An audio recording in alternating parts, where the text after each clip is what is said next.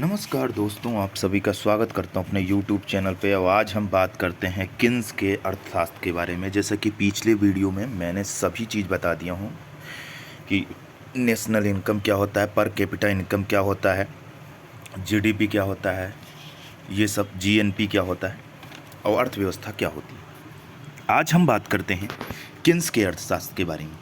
देखिए, किन्स क्या कहते हैं। किन्स महोदय हमसे कहते हैं कि देश का जीडीपी और रोजगार या देश की जीडीपी और रोजगार किस पर निर्भर होती है? समग्र मांग पर। देखिए, इनका भी कहना सही है कि मांग जितनी ज़्यादा बढ़ती है उत्पादन भी होता है, रोजगार भी बढ़ते हैं। जब उत्पादन होगा तभी रोजगार बढ़ेगा। उत्पादन, अगर किसी चीज़ का प्रोडक्शन होगा तभी तो रोजगार बढ़ेगा, और रोजगार बढ़ेगा तो जीडीपी बढ़ेगी, क्योंकि लोगों को इनकम आएगी और लोगों की संतुष्टि जितना ज़्यादा पूरी होगी लोगों को रोजगार मिलेगा और जीडीपी बढ़ेगी, प्रोडक्शन बढ़ेगा। तो कुल मिला के एक तरीके से देखते हैं कि मांग क्या कहता है। समग्र मांग ये कहता है कि अगर समग्र मांग बढ़ती है, लोगों की मतलब मांग बढ़ती है, तो लोगों की मांग बढ़ने से क्या होता है कि प्रोडक्शन बढ़ता है।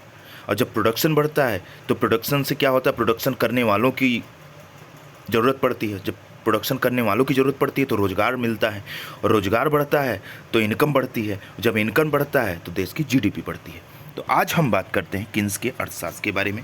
तो समग्र मांग को एग्रीगेट डिमांड कहते हैं इंग्लिश में। और इन्होंने एक फॉर्मूले से हम इनको समझते हैं कि सी बराबर क्या होता है। देखिए, सी बराबर होता है कंजप्शन, सी बराबर होता है कंजप्शन, आई बराबर होता है इन्वेस्टमेंट, आई बराबर होता है इन्वेस्टमेंट, और जी बराबर होता है गवर्नमेंट एक्सपेंडिचर मतलब सरकारी खर्च। गवर्नमेंट एक्सपेंडिचर मतलब सरकारी खर्च। और उसके बाद होता है हमारा, तीन बता दिया आपको। उसके बाद होता है एक्स से एक्सपोर्ट, प्लस एक्सपोर्ट, एक्सपोर्ट मतलब निर्यात, और माइनस में क्या होता है इंपोर्ट यानी आयात।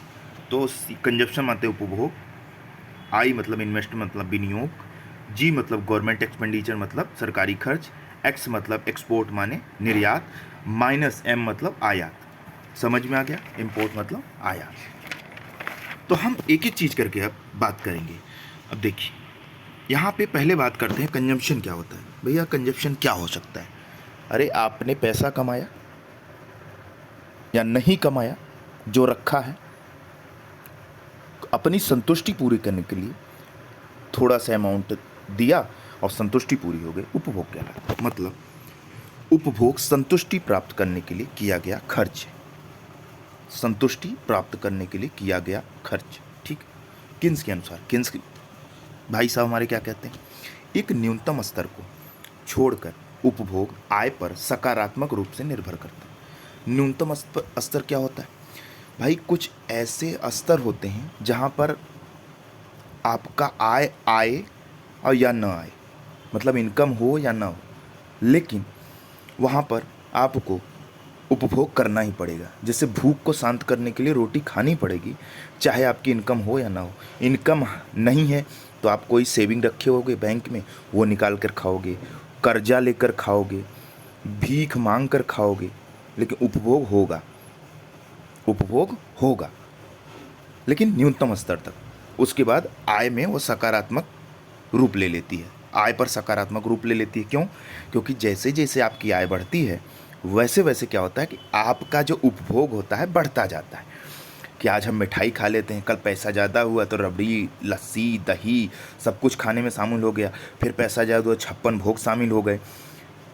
फिर पैसा ज़्यादा हुआ तो डॉक्टर को भी देना शुरू कर दिए। तो कुल मिलाकर हमारे पार्ट ऑफ जोक्स था। कुल कहने का मतलब होता है कि कुछ स्तर तक जो होता है, कुछ न्यूनतम स्तर को छोड़कर आय पर सकारात्मक रूप से निर्भर करता है क्या? उपभोग। अब न्यूनतम स्तर कैसे छोड़ना है भाई? वो छोड़ देते हैं। देखिए, मैंने एक डायग्राम बनाया है। इधर अगर बढ़ेगा तो इनकम बढ़ेगी, इधर बढ़ेगा तो उपभोग बढ़ेगा, और ये होती है उपभोग रेखा मतलब कंजम्पशन लाइन।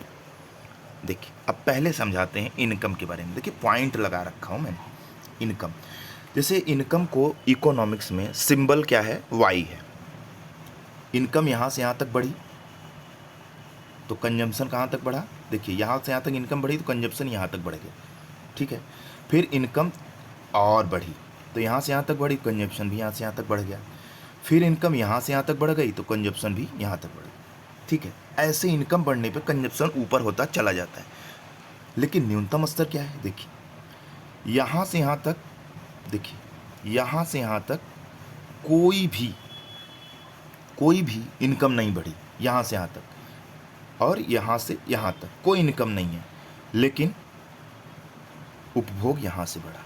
कंजप्शन लाइन यहाँ से क्यों हुई? क्योंकि मैंने पहले ही बताया कि या तो आप उधार लेके खाओगे, या तो यहाँ पे लिखा है बचत अबचत करोगे।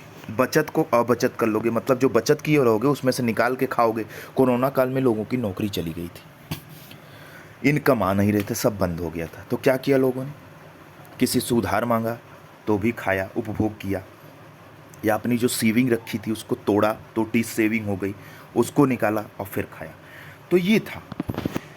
तो ये एक न्यूनतम रेखा तक तो चलेगा ही चलेगा, वहाँ से ही ऊपर जाता है, ठीक है। लेकिन आपको दिमाग में एक चीज़ आ रही होगी कि अगर देखा जाए तो इनकम तो ज़्यादा बढ़ रही है यहाँ से यहाँ तक, लेकिन उपभोग कम हो रहा है।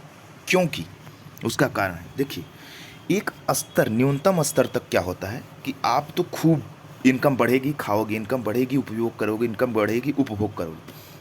मान लीजिए एक आदमी है, उसके बाद पहले इनकम हुई तो मोटरसाइकिल लिया, उसके बाद इनकम ज़्यादा होने लगी कार लिया, उसके बाद फिर इनकम ज़्यादा होने लगी कार लिया, उसके बाद इनकम ज़्यादा होने लगी तो प्राइवेट जेट ले सकता है। लेकिन उसके बाद अगर इनकम ज़्यादा होने लगी तो क्या सोच रहे हो, वो क्या करेगा?